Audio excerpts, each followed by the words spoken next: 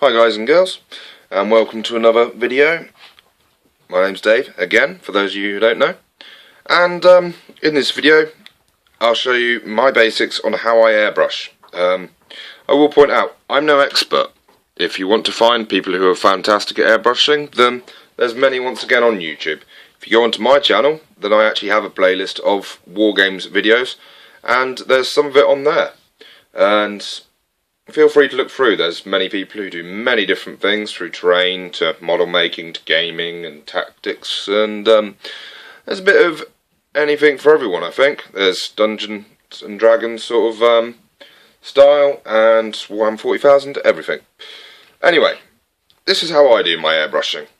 I did try to do this video a second ago, and I have actually started. This one came out rather well, I must admit. Well, in my experience, it came out rather well. I'm just going to add a little bit more on the inside there quickly. But it's not just about you watching me airbrush here. It's also about me trying to explain the most important bit I find when it comes to airbrushing, which is the consistency of the paint. I will be painting this now, as I've just run out of the two test pieces that I had, and frankly I've already got the paint mixed. Right, how I mix my paint. First off, I get myself shot glasses. Now, I get these, excuse me a second, Spot, I will kick your backside, dog, thank you. Joy of neighbours' dogs. Anyway, I get myself shot glasses from the pound shop. I got 40 for £1.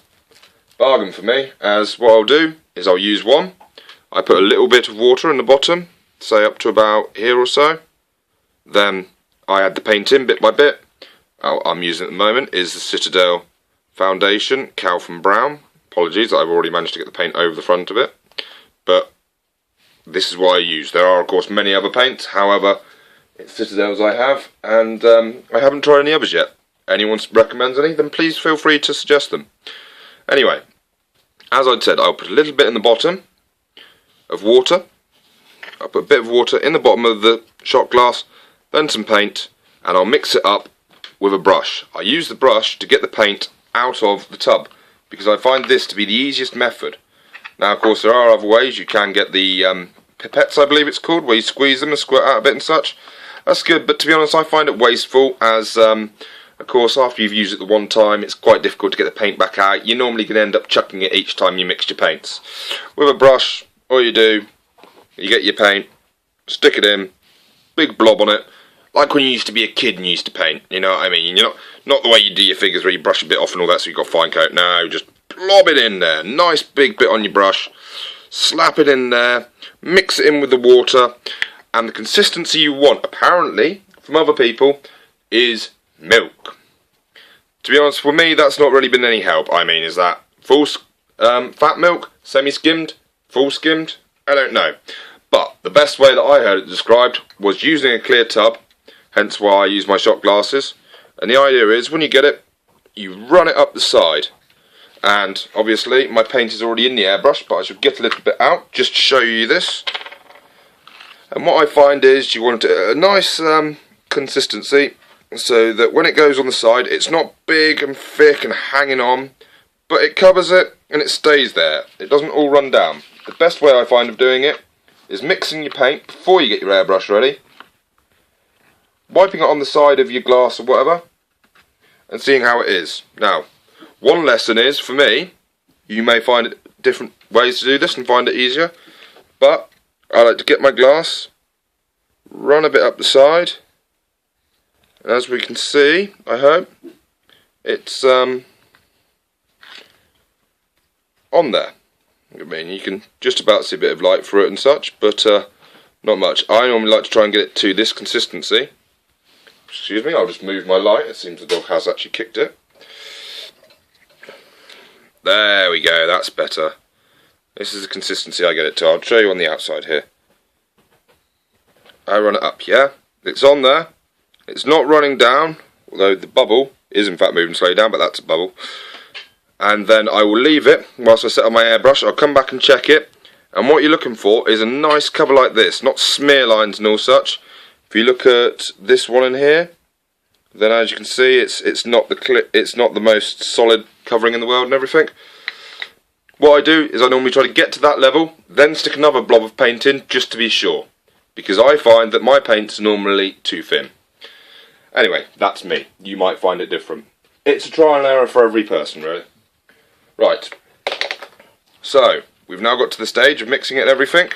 You then put it in your airbrush, and here's one I filled earlier.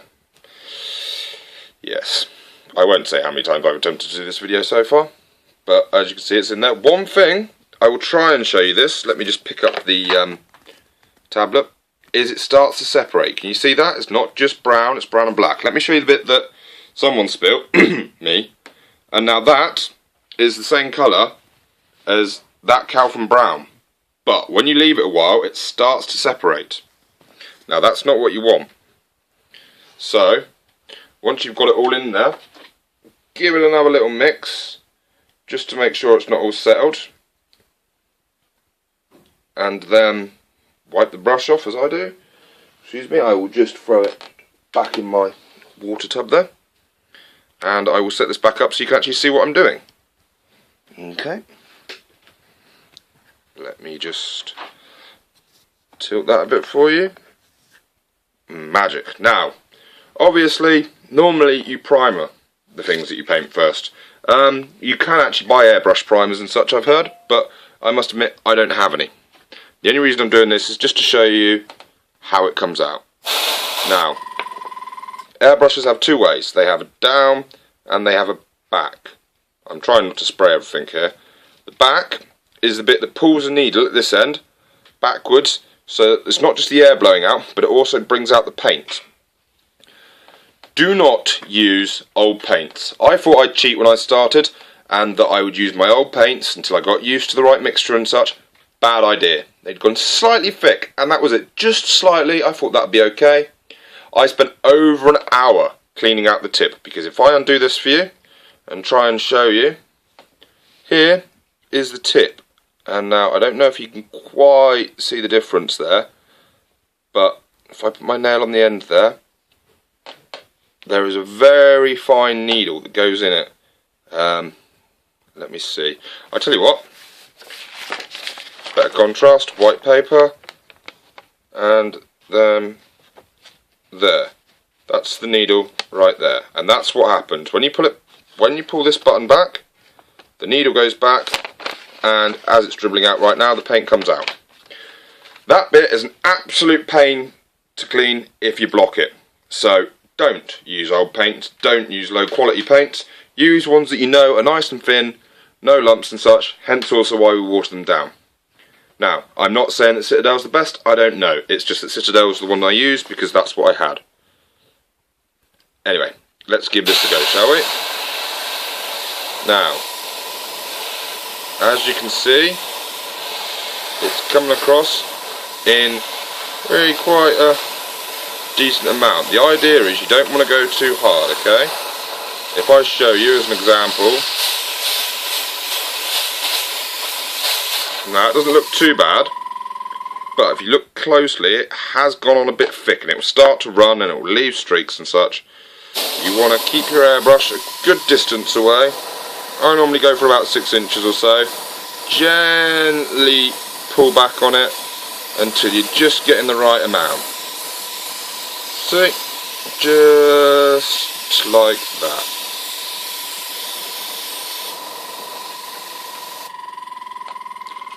Okay, that noise isn't me. I'm not on the end of a tube blowing it. This is my compressor. I'll show another time. It was a basic cheap one off of YouTube. Sorry, I apologise. Off of eBay. It cost me £55 with this airbrush and with this airbrush. Of course, it's a lot cheaper if you buy an airbrush with the aerosol can and such in the first place. In the long run, you're constantly buying propellant, and then it starts to work out more. And when you're learning, by the time you've actually learnt what you're doing, that's it, you've run out of your can. And I don't know, but I believe the less gas you've got in the can, the less the pressure will be and such, and so you're constantly going to be adjusting and such. With this one, it's all done on a regulator. I adjust it so when it's running it stays at about 20 psi. That might be wrong, it might be right, I don't know. It's what I do it at. I'm not an expert. This is pretty much a dummy's guide to airbrushing, as in I'm the dummy, who's airbrushing, and this is how I do it. Now, why am I doing it if I don't know, you might ask? Well, one simple reason really. First off, it's a lot quicker to do it this way than it is to do it with a brush. Though apparently, and I can believe it, you do use a lot more paint this way. The other reason is because, of course, there are other ways that you can airbrush and you can get fantastic details. But everyone has to start somewhere, okay? And this is a good place to start. Obviously not on unpainted wood normally, but I'm just doing it on this because I have already painted the other pieces.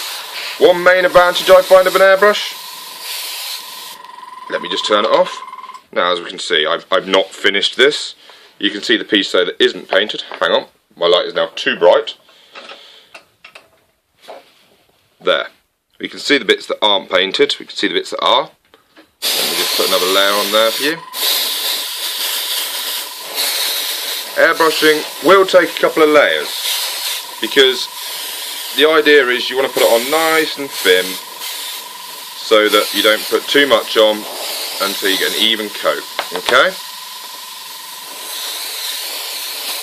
One word of advice I will say is when it comes to using your airbrush, you get this lid here on the top. Some people leave it off so they can watch what's happening with the paint, how far the level is and such. I don't, because as I'm sure you've noticed, I'm a bit of a messy painter. I like to shake it about all over the place and point down like this and point up, and yeah, no lid, you get bits like this where you spill it. Bad idea. But there we go. That's basically how it works. And as I was saying, advantages of an airbrush. Here's one I did earlier. I started on for a tutorial before, however sadly I kept dropping my camera, so I didn't think you'd appreciate it. Right, these are my steps. They've done one coat. You can't quite see inside properly because of the darkness, but as you can imagine, painting this with a brush, it's very hard to get into the corners and everything. With an airbrush, it's simple. You just get the airbrush like you would an aerosol can. Now, as I said, you have to primer them first. Apparently, some companies do airbrush primers. This isn't something I know about. I've only just started using an airbrush.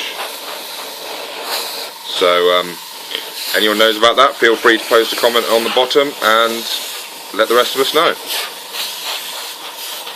Anyway, this is the second coat I've done on this one, because where I've just started, I don't want to put it on too heavy. But as we can see, that's gone from black to this, and it's just so much easier to cover it all. Right, so there we go. And that is how I do my airbrushing. Just a quick video there. I say quick, we're on to nearly 14 minutes. Sorry, if you've watched all of this, then congratulations, and I do apologise for prattling on. But that saves me from now on when I'm making my terrain, showing you how I mix my paint, how thin it is and such. I hope it's helpful to you, and I hope you keep watching to see how I use these. Thanks again, take care, bye bye.